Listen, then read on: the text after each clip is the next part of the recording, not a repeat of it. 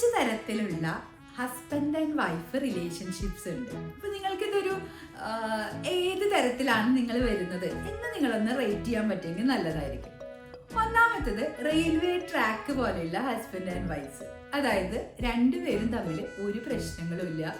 രാവിലെ ഒരാൾ കുക്ക് ചെയ്യുന്നു, ഒരാൾ ഭക്ഷണമൊക്കെ കഴിക്കുന്നു, ജോലിക്ക് പോകുന്നു, ഒരാൾ കുട്ടികളെ നോക്കുന്നു, അങ്ങനെ അവർ ജീവിച്ച് കാലം കഴിഞ്ഞു പോകും. സെക്കൻഡ് വൺ എന്ന് പറയുന്നത് ഒരാൾ ഭയങ്കര സൈലന്റ് ആയിരിക്കും, അടുത്ത ആൾ ഇങ്ങനെ ചൊറിഞ്ഞുകൊണ്ടിരിക്കും, അതായത് ഡിസ്റ്റർബ് ചെയ്തുകൊണ്ടിരിക്കും. ഇത് സഹിച്ച് മറ്റേ പാർട്ട്ണർ ലൈഫ് ലോങ് ജീവിക്കുന്ന ഒരു പാർട്ട്ണർഷിപ്പാണ് ഇവരുടെ.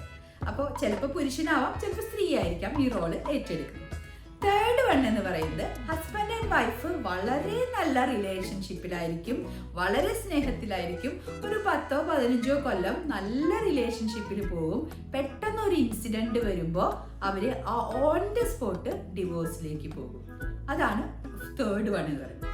ഫോർത്ത് വൺ എന്ന് പറയുന്നത് ഭാര്യയും ഭർത്താവും ഒരുപോലെ വഴക്കുണ്ടാക്കിക്കൊണ്ടിരിക്കുക, രണ്ടുപേരും ചൊറിഞ്ഞുകൊണ്ടിരിക്കുക, രണ്ടുപേരും പ്രശ്നം ഉണ്ടാക്കിക്കൊണ്ടിരിക്കുക. ഇത് കണ്ട് വളരുന്ന കുട്ടികൾ. അതാണ് അടുത്ത്. നെക്സ്റ്റ് വൺ എന്ന് പറയുന്നത് ഇടയ്ക്ക് തല്ലുവിടും, സ്നേഹാവും, പിന്നെയും തല്ലുവിടും, പിന്നെയും സ്നേഹാവും, പിന്നെയും കാര്യങ്ങൾ ഷെയർ ചെയ്ത് സ്നേഹിച്ചും അതുപോലെ തന്നെ ഇടയ്ക്കുള്ള ചെറിയ ചെറിയ വഴക്കുകളൊക്കെ കൂടി പോകുന്ന നല്ലൊരു റിലേഷൻഷിപ്പ്. അപ്പൊ നിങ്ങൾ ഇതിലേത് തരം റിലേഷൻഷിപ്പാണ് മെയിൻറ്റെയിൻ ചെയ്യുന്നതെന്ന് ഒന്ന് കമന്റ് ചെയ്യും.